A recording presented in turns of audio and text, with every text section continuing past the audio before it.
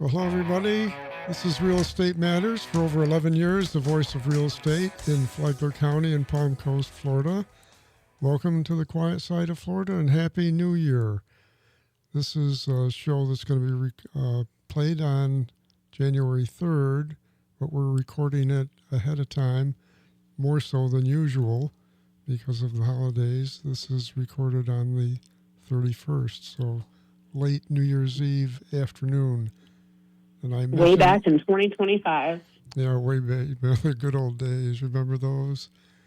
But the numbers are that I'm going to be talking about today are all relevant as of probably 1 o'clock in the afternoon on the 31st. We want to thank our sponsors.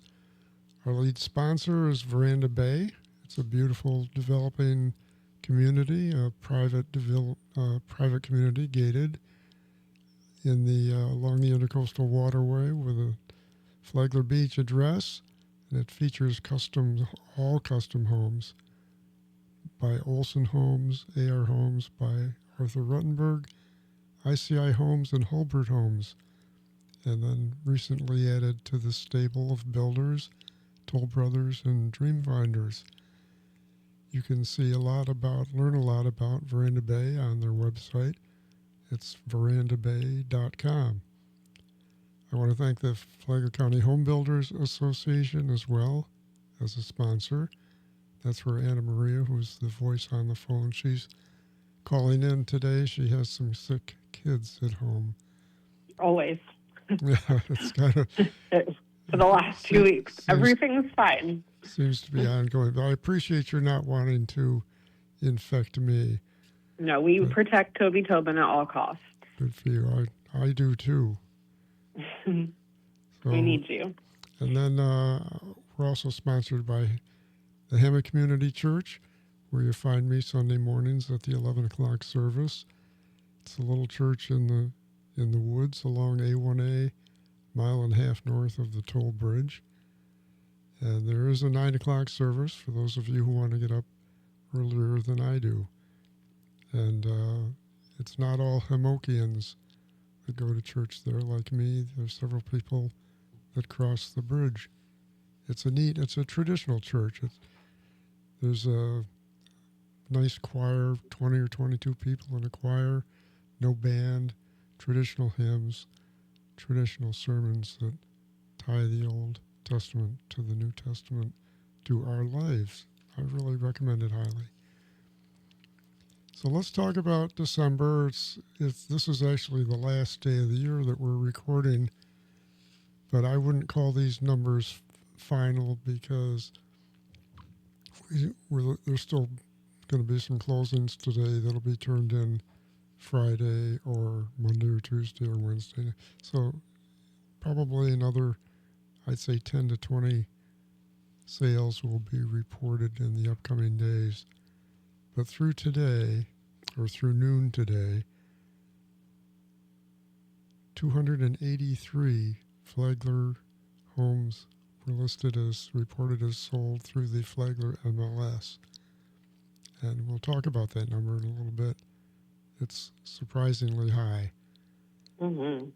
And the median list of the MLS sale price, median price is $377,900. Now those numbers compared to December a year ago when only 230 homes were sold. You remember it was 283 this December, 230 last December. The median price last December was $355,000. And again, that's versus $377,900 this year. 80 days on market, days on market has been running all year this year, higher than last year. But the selling price has been, for December, was 98% of the current listing price. Now that doesn't mean 98% of the original listing price because there have been some price reductions, more reductions than increases. And as usual we track the two ends of the market. On the bottom end, homes that sold for 250,000 or less in December, again through today or through midday. 22 were reported closed. 4 of them were for cash. Days on market, 16. And that's 16 versus 80 for the overall December sales. And the lower end of the market sold at 93% of the current listing price, so a little more aggressive bargaining going on at that end of the market. They probably tend to have some issues that give some negotiating power to the buyer. Like inspection issues typically. Right. That's why I always recommend to people get an inspection before you list your house for sale, so that you know exactly what you're getting into. Put you in a better, but you're not going to be surprised. Yes. The higher end of the Very market, the $1 million plus end of the market, very strong this December. And again, we're not done with the month, but 19 homes closed through MLS for $1 million or more. Of those 19, 15 were cash sales. And days on market. Oh, wow. It's amazing. Days on market for this high-end segment was also 16 days. And they sold at 96% of the recent listing price. I wonder for our listeners, whoever's in other markets and happens to listen to ours to see what's going on here, what their high and low ends of the market look like, and if this is normal or if this is happening anywhere else, I should say, because we know it's abnormal to have, we have 12, 250 and lower, 19, 1 million and higher. They're still selling mostly for cash, and this has continued, maybe 8 months now? Oh, I'd probably closer to a year. Or a year? At least 8 months, yes. Mm-hmm. I feel like 8 months is safe to say. Mm-hmm. And so it's no longer an anomaly. It's becoming a trend. Mm-hmm. Well, I think we're going to see, especially going into this next year, that we're not a typical market. I think we're going to... Definitely not. Because this year's been really unusual because we had a very slow or relatively slow compared to last year first 8 months. But these last 4 months have been incredibly robust. Now we're down to 1,152 homes listed on MLS. And that's, we got up to 1,400 even earlier in the year. And pending homes, these are homes that are under contract but not closed yet. There's 252 homes in that category. And that's only 4.1 months of inventory for all of those out there, especially the social media keyboard pounders. 4.1 months of inventory is not a glut of homes on the market. No, it is not. A normal market is considered 6 months of inventory. Anything less than that means there's demand is really a little higher than supply. The median price for homes in the pending file, this is a list price because we don't know what they sold for until they actually report their final closing numbers. But the median price, listing price for homes in the pending file, $384,900. Now, if you remember, we were just saying that the median sale is 98% of the median listing price. So if you do the math, the pending listing price translates to $377,202. So that's $700 less than this month's sales price.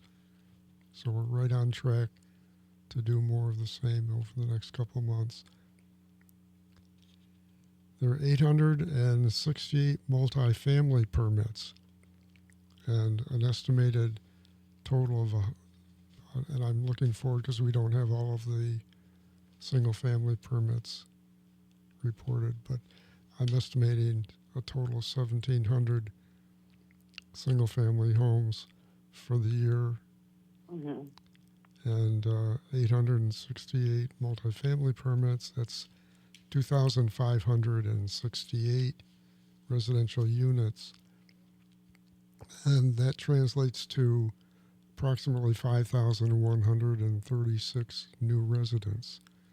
And I get that number simply by multiplying the units permits times 2.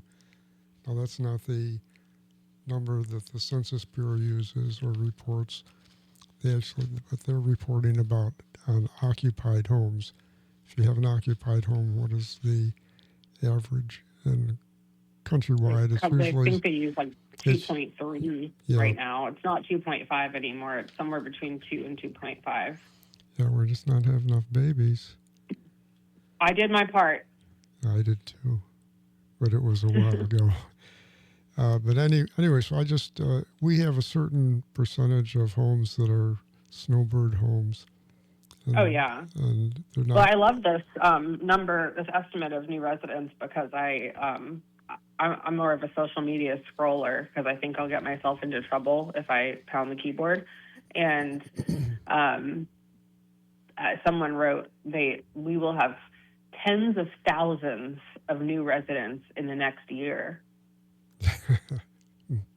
And boy, did I have to control my thumbs, because I wanted to ask them how, where, and when, because it just it was the most illogical thing I'd read that day, which actually says quite a bit. But this is the reality of it. It's just based on these permits, and these are basing numbers, our ideas on facts. These are real numbers based on information I get from the property appraiser's office, and how many homes there are, how many living units there are in the county, and how many people live here. Right. And it's pretty easy to come up with the number 2. It's almost dead on 2.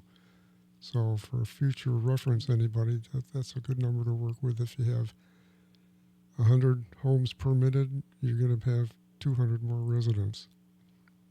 Yeah, that's an easy calculation to do.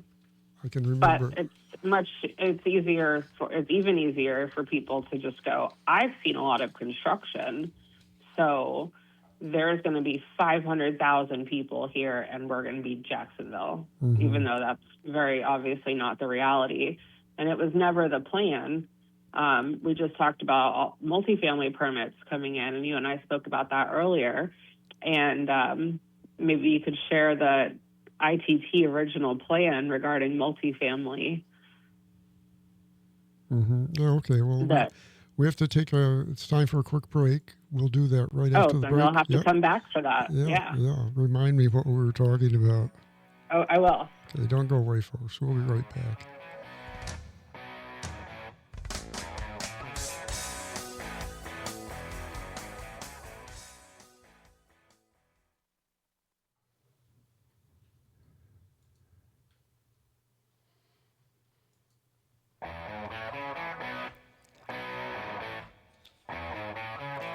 Well, welcome back, everybody. This is the second half of Real Estate Matters. Thanks for staying with us.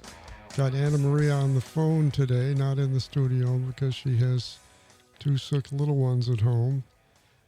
A lot of sickness going around today.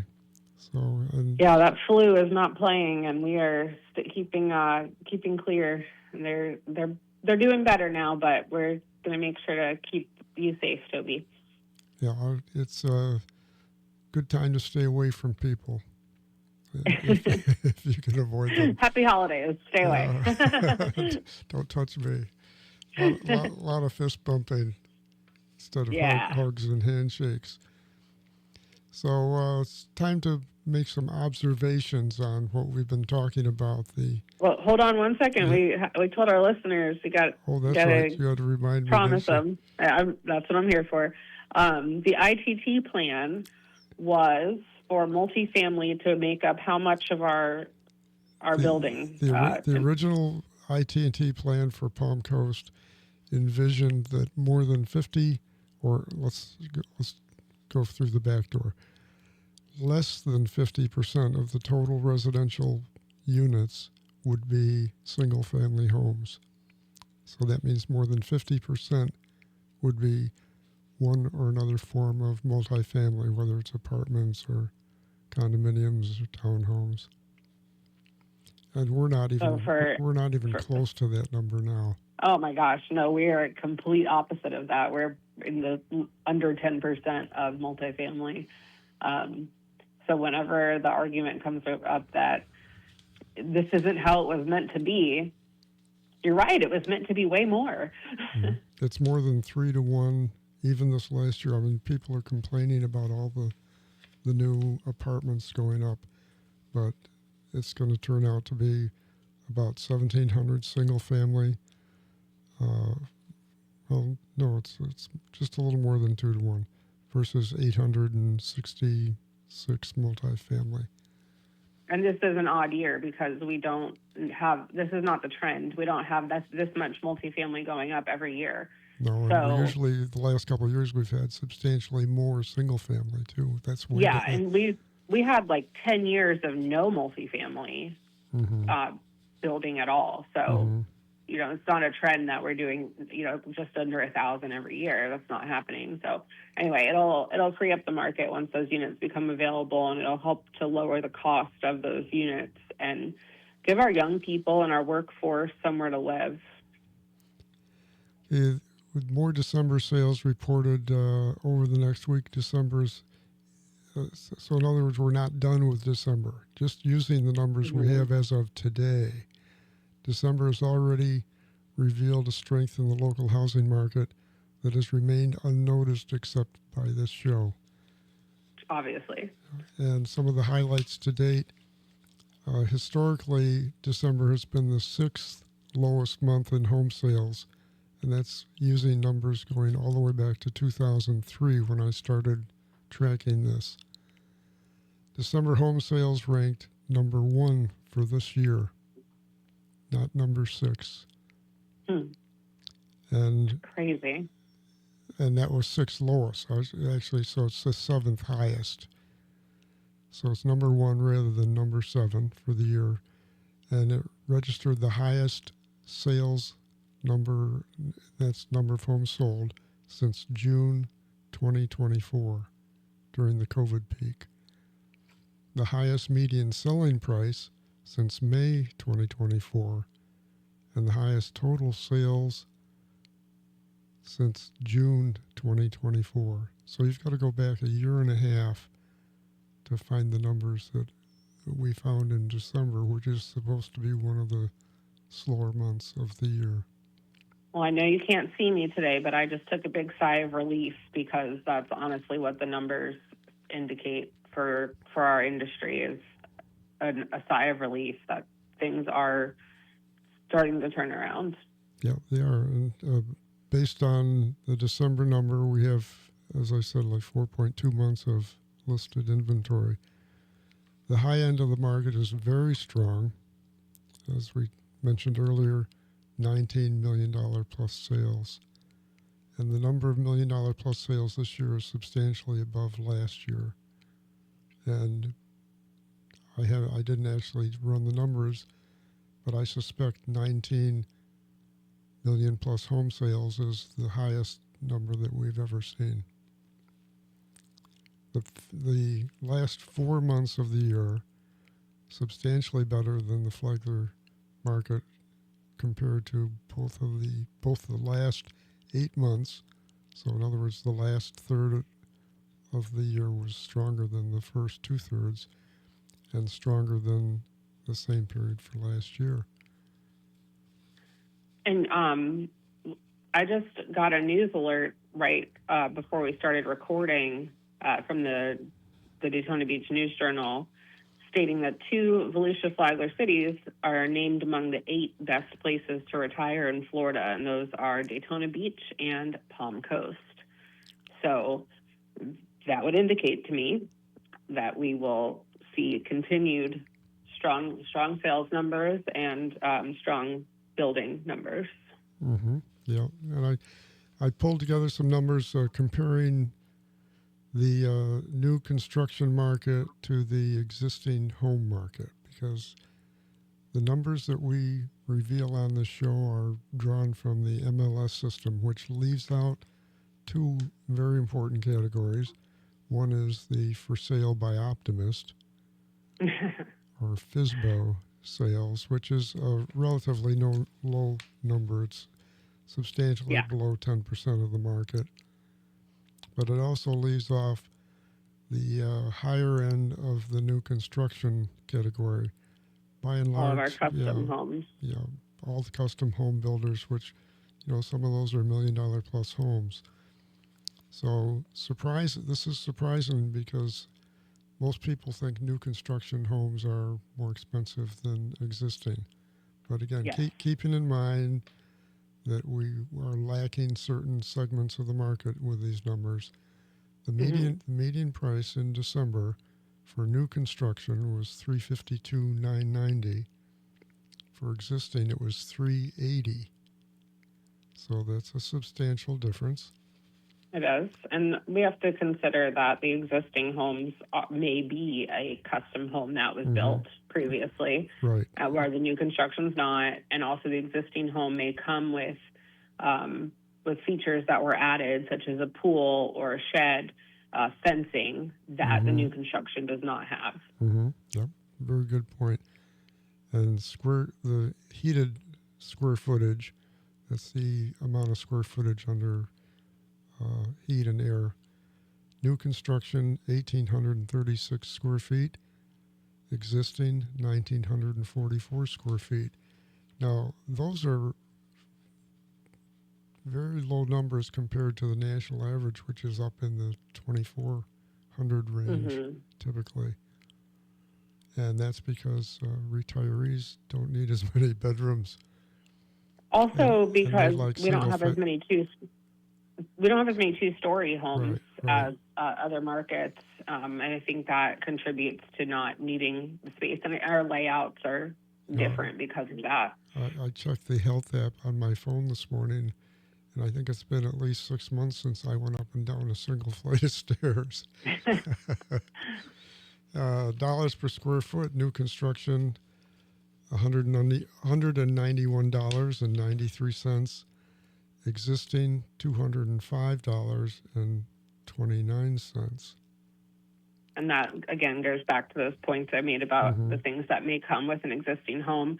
I do think it's important to note one of the benefits of new construction, because it's such an important point in Florida, is that when it comes to the cost of living, once you've purchased the home, the new construction will come with a significantly lower home insurance rate. I know that was a really big factor for me when we purchased our new home versus an existing home, looking at, mortgage plus insurance. And it's hundreds of dollars in escrow a month. And everything is warranted for a while. You got your and home warranty plus your appliances 10-year too. structural.